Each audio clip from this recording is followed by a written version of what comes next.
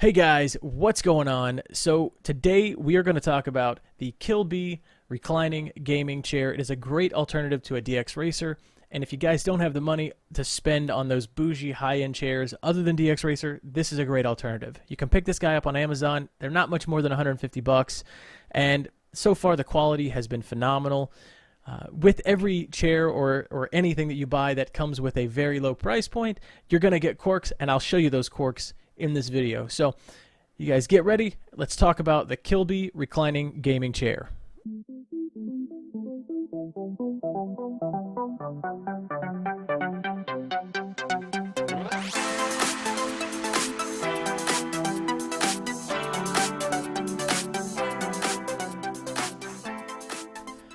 Alright guys, so let's talk about the Killbee reclining gaming chair. It's, like I keep saying, a great alternative to something like a DX Racer if you don't have the cash to spend on such an expensive chair. As you can see, it's got your head pillow or neck pillow, as well as the lumbar support, all the way down to the sides where you sit. It looks like it kind of cups you and holds you into the seat. The cushion is pretty soft for what you would imagine being a rather inexpensive chair. On the backrest of the chair, you've got this really nice herringbone pattern sewn into that nylon or pleather. Down on the legs, there's kind of these grippy spots to put your feet, and the wheels are made of some kind of softer plastic. I don't think it's polyurethane, but it definitely works on something like a hardwood floor without damaging it. Moving up from the bottom of the chair, you've got your handle underneath here. That's just your basic height adjustment. And then you can see there's like these pinstripe patterns on the actual cushion or the seat. Taking a look from the height adjuster side, you can see there's a handle, and that is to tilt the seat back or recline the seat. I'll show you guys how easily this thing lifts up. You just barely pull on the lever and it actually comes up on its own. And then I'm going to put it back down and I'll actually show you it lifting up on its own. It's got a pretty good snap, so I don't think you're going to have to pull this thing back up. So one of those quirks I was telling you about, these little armrests that kind of move left and right, if you're someone that uses these armrests a lot, you're going to find them kind of annoying. They tend to turn and shift on you whenever you're not really intending for them to. So, and then the next quirk, these fins right here where you sit down and they're supposed to kind of hug you in the chair, you can see it's hollow kind of in the middle. It is padded on the side, but if you're a bigger guy like myself, you've got some wider hips, that's going to rub into the side of your leg and it's not going to feel that comfortable. Luckily, there's a remedy for that. Just a small piece of cushion. If you've got a little square of cushion, it'll fix the whole problem. It raises you up and it's perfect. I had an extra one laying around and I just used that. So, funny story, I'm actually filming this whole thing with a Mavic Pro, but I wanted to show you guys the height of this chair, and being about 6'2", you can see it's not incredibly high, and the pillow doesn't quite fit to my head, it's more so for my neck, but even still at my height, the neck isn't quite supported by the pillow. Most gamers, though, aren't going to be leaned back in their chair like that unless you're just sitting there playing on a console. So, the next thing I wanted to show you was the leaning back in the chair. I don't find it very functional. I don't think I'll ever use this. Going all the way back like this has no purpose. You could lay here and fall asleep if you wanted to, but I'm trying to play a game, not take a nap. So guys, those are just kind of the highlighted features of the chair.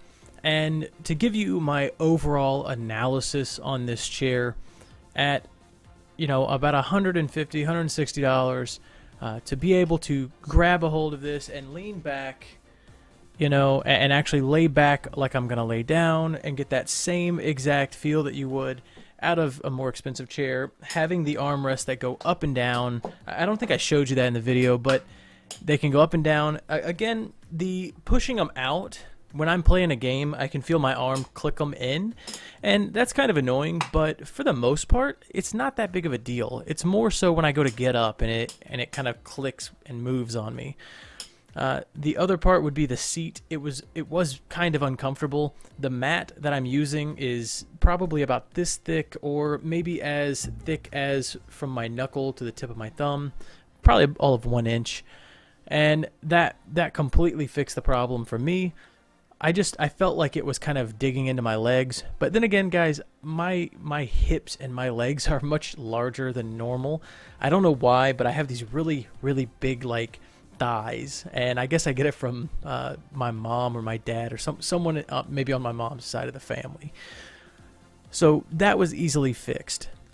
The chair overall, I can feel the lumbar support. It does help, especially when I'm doing a live stream, to be able to lean back a little bit and kind of relax and relieve the pressure on my back from leaning forward and getting into the game, especially when things die down and it's a little bit more calm and I can just relax. So I definitely think the lumbar support is working. When I first got it, I didn't quite understand how to use it. So if you've never had a gaming chair, it's going to feel weird at first having this little like support in your back. And it's because most of the chairs that you're using probably don't have it. Once you get used to it though, it's a lot more comfortable to lean back, and it almost just supports it. It's just really nice. Again, the company that I bought this from, it was under Killbee, and it looks like it was distributed by Olipulse. They have an Amazon store. I'll link you guys to the store where you can get all of the different chairs. They have a lot of different colors. The one that I really wanted to get was a bit more expensive. It was closer to the $200 range, and it had this Overwatch look to it. It had like the silverish white with the orange and the gray, or just like the Overwatch colors. And I ended up not getting it. It was like a limited edition one, and it was a little more expensive. And I thought, you know what, I'll just get a basic chair for now and just see how I like it. If I really want one of those other chairs, you know, I can get rid of this one and go get that one, because honestly, for what I would spend buying 2 of these chairs, I could only get one DX Racer or one, I don't know all the names. There's one like a Titan, something like that. I know there are some incredibly expensive chairs. So I'm not all about spending all of my money on crazy things like that. As far as the build quality goes, the plastic that this thing is made of, like the legs and on maybe the arms and some of the other areas, it seems to be a fairly thick and very hard plastic. I don't know anything about plastics. I'm not some expert plastic material guy. I couldn't tell you what the different kinds are, but it was so sturdy when I first felt it. I kind of thought it might have been like aluminum or metal or something like that, and then I realized that's plastic. But it's still very thick, and it's a very sturdy plastic. I don't feel like I'm going to have any problems, especially being, 275 pounds, sitting down on this chair. I completely trust this chair at 275 pounds. I think it's rated for more, like 250. So being 270, 275, I'm pushing this chair to the limits. And since I've had it so far, it has not shown signs of loosening up or coming apart or getting wobbly on me or anything like that. Again, I've only had it about 3 weeks, I think 2.5 3 weeks, something like that, but even still, I know cheaper chairs out there that would have started showing those signs.